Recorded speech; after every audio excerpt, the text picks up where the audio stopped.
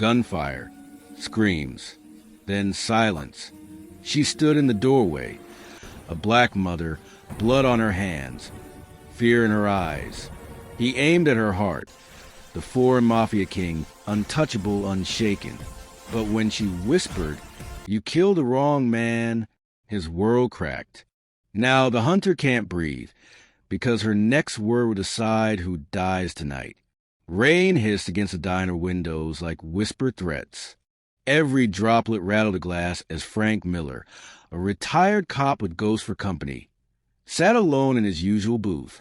His coffee was cold, its surface trembling from the storm, or maybe from the weight of his shaking hand. The neon sign outside sputtered a ghostly pink across his scarred face, tracing every regret 20 years in uniform had carved into him. He had worn that uniform like a second skin, blue cloth stitched with arrogance and absolution. It had made him feel righteous, protected, until it didn't.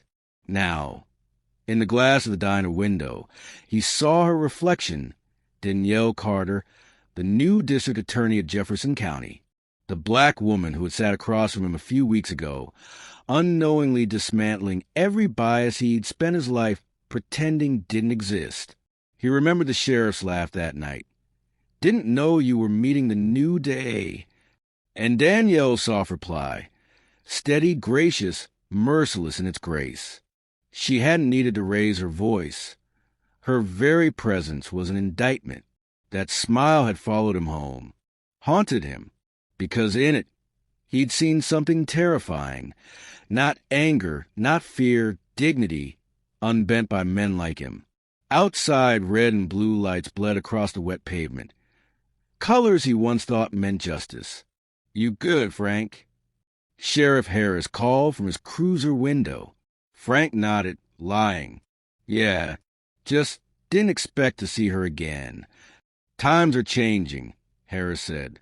Frank's jaw tightened. Not fast enough. The cruiser rolled off into the rain. Frank didn't notice the black sedan across the street, its engine humming like a secret. Later, bourbon replaced coffee. The walls of his house seemed to breathe with every creak, like they too remembered what he'd done.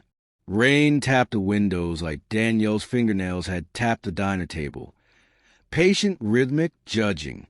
He hated that he remembered, hated that the memory made him feel small. Then, 3 sharp knocks. He froze. "Who's there?" A pause. Then a low, accented voice. "Mr. Miller, we should talk." Frank opened the door halfway. A man stood there in a charcoal suit, rainwater slicking his hair, eyes pale as winter glass. "Name's Luca Vasari," he said, tone calm as poison. "You once arrested my brother. Wrongfully." Frank's instinct twitched. His hand brushed the pistol at his waist. "Then you're here for revenge?" Luca smiled, that slow, European cruelty that wore civility like cologne. "Not yet. I'm here because your new district attorney, Danielle Carter, is about to dismantle my business. And I hear you know how to make problems disappear." Frank stiffened. The name hit like a church bell. "Danielle again. I don't do that anymore." "Everyone does something for survival," Luca murmured, stepping closer. "Yours or hers?" Frank didn't sleep that night. Couldn't. He poured guilt into his glass until bourbon ran dry. Somewhere between shots and memories, he realized something awful. Luca had known how to find him because someone in law enforcement had given him the address. Old Boys Network. The same network that had once called Danielle a diversity hire. The next morning, the diner felt colder, emptier. The waitress smiled at him, nervous, the way white waitresses did when a black family walked in. He hated that he noticed it now. Then the door chimed. Danielle entered, navy suit, hair pulled back, eyes alive with quiet fire. She didn't see him at first, busy scrolling through case files. When she did, her face didn't harden. It simply steadied. "Morning, Officer Miller." Not officer anymore, he said. Just Frank. Right, she said, almost kindly. People change. Her words hung between them like an accusation wrapped in forgiveness. Before he could speak again, the door opened. Luca Vasari, rain dripping from his cuffs, danger dressed in silk. He moved like the world owed him silence. He brushed past Danielle, his cologne a blend of wealth and rot. District Attorney Carter, he said smoothly, an honor. His accent made her title sound like a challenge. She didn't flinch. You're on my calendar? He smiled. Always. Frank's gut twisted. He caught fragments of Italian. Giustizia, protezione fiducia. Justice, protection, trust. Words that sounded like threats in another tongue. Luca left. Danielle stayed. Frank stared at her. You know who that was? I do. And you're not afraid? She gave a small, tired smile. I've lived afraid my whole life, Frank. I'm done with that. Something cracked inside him, a fault line decades deep. He didn't know whether it was shame, admiration, or envy. Maybe all three. That night, thunder crawled across the sky, like God dragging a chain. Frank sat at his table, staring at the gun he hadn't used in years. Then, through the rain, a silhouette appeared. Luca again, cigarette glowing like sin. You'll help me, Luca said through the glass, or her son gets lost on his way home. The words turned the rain into screams. By dawn, Frank's car roared toward the courthouse, tires slicing through the flood. He didn't knock, just burst in. Danielle looked up from her desk, eyes weary but fierce. You shouldn't be here. He's coming for you, Frank panted. Vasari, he threatened your son. She didn't even blink. And what did you promise him? I promised nothing. Her gaze hardened. That's not what he told me. Silence stretched, heavy as history. And in that silence, Frank saw what she was, not just a black woman standing in a white man's system, but the system's reckoning made flesh. She wasn't surviving it anymore. She was rewriting it. Outside, sirens wailed, the city's heartbeat. She closed her file. You want to make things right, she said quietly. Now you will. How? He asked. She handed him a photograph. Luca, bloodied but alive. He's waiting downstairs, she said. Frank's pulse stopped. You already caught him? Her voice softened into something deadly. No, Frank. You did. You just don't remember. For a second, the air itself seemed to breathe, heavy with storm and truth. And Frank realized the only thing worse than being the villain in her story was being the proof she was right all along. Rain drowned the city like a confession nobody wanted to hear. The streets of Birmingham glistened under pulsing sirens, red and blue lights rippling across the courthouse steps. America's colors, bleeding together until they looked the same. Inside, Frank Miller walked through marble halls that echoed with judgment. His reflection followed him in every pane of glass. Same weary eyes, same white face that once commanded respect without earning it. He'd thought he was coming here to save a woman. Now he wasn't sure if he wasn't the one on trial. At the end of the corridor, through the storm-streaked glass, stood Danielle Carter. Her reflection split down the center, half in light, half in darkness. She was calm, composed, yet electric, the kind of presence that made silence louder. When she spoke, her voice carried like a verdict. You've been asking questions, Frank. You should be careful who you talk to. He swallowed. I'm not the one in danger. Vasari is coming for you. Her eyes cut toward him, sharp, intelligent, tired. You think I don't know who bankrolls half this courthouse? Who pays the judges, the cops, the campaigns? Her tone dropped to a whisper that still pierced. You think I don't know the badge you wore bought silence with my people's fear? Frank felt the words crack through him like lightning splitting a tree. I was doing my job. No, she said softly. You were doing what the job allowed you to do. The door behind him creaked open. A shadow spilled through. Luca Vasari, immaculate as always, water dripping from his cuffs like ink. Frank, he said, that smooth Italian lilt curling into mock intimacy. You're late. Danielle didn't move. Her voice didn't rise. He's not your ally, she said.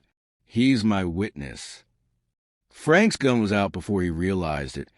His instinct older than thought. You're working with him? Her smile, small, weary, unafraid, was the kind of smile that undid a man. Working with him? She repeated. No, I'm teaching him what power really looks like. Luca stepped forward, bowing his head, deference disguising hatred.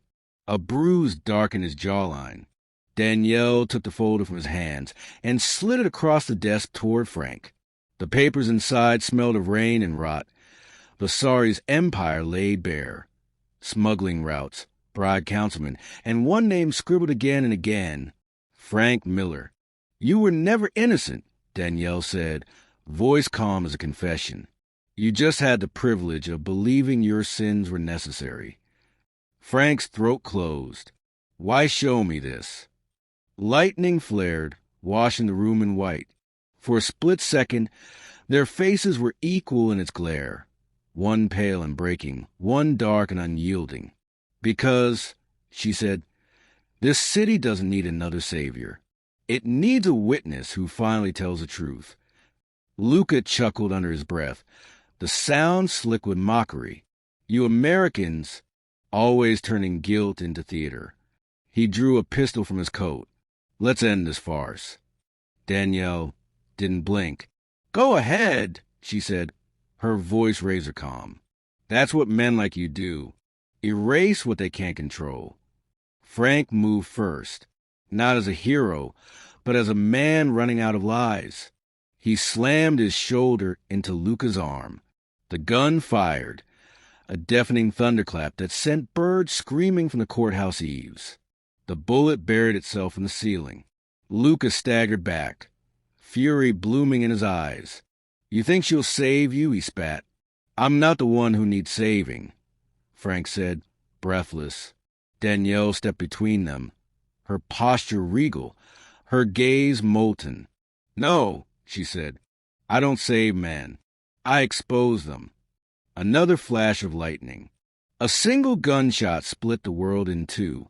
Luca fell, one neat hole above his heart. His expression froze somewhere between disbelief and relief. Smoke curled from the barrel in Danielle's steady hand. She lowered the gun like a queen laying down a gavel. Frank stared, chest heaving. Why? Her answer came slow, deliberate. Every word a stone laid at the grave of history. Because he thought he owned me, she said. And you thought you could redeem me.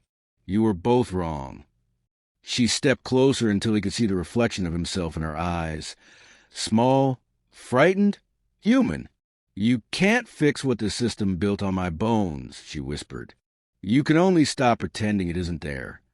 Outside, sirens wailed closer, the city awakening to its own crimes. Frank felt the gun still warm in her hand, saw the red-blue light strobing across her face. Half martyr, half monster, wholly misunderstood. They'll say you murdered him. She gave a small shrug. They've called worse things justice. She walked past him. He caught her wrist without thinking. Her skin was warm, real, alive. Danielle, he said, you'll lose everything. She turned, eyes blazing like stormlight. Everything, she echoed. Tell me what I have that they didn't already take. The courthouse doors groaned open. Wind and rain rushed in, swirling around her like applause. Her silhouette gleamed under the red pulse of patrol cars. She looked back one last time. You can't save me, Frank, but maybe you can finally see me. Then she stepped into the rain, a dark figure wrapped in light, untouchable unrepentant. Frank stood there, frozen, the smell of gunpowder and rain thick in his lungs. He thought of all the times he'd written resisting arrest on a report, all the faces blurred into excuses. He thought of Danielle walking into a world that would call her dangerous for surviving. When the officers burst in, guns drawn, he raised his hands, not in fear, but in surrender to something greater than law. "She's gone," he said. They demanded answers. He gave them silence. Some truths deserved to echo longer. Hours later, he found himself on the courthouse steps, the storm finally thinning to mist. The city around him felt cleaner somehow, like something sacred had been washed open. In the puddle at his feet, red and blue lights blended again, neither winning, both bleeding. He whispered to the empty street. If her fire unsettled you, maybe it's because you mistook survival for sin. And as thunder rolled away across the sky, Frank Miller understood. Redemption wasn't a prayer. It was a reckoning.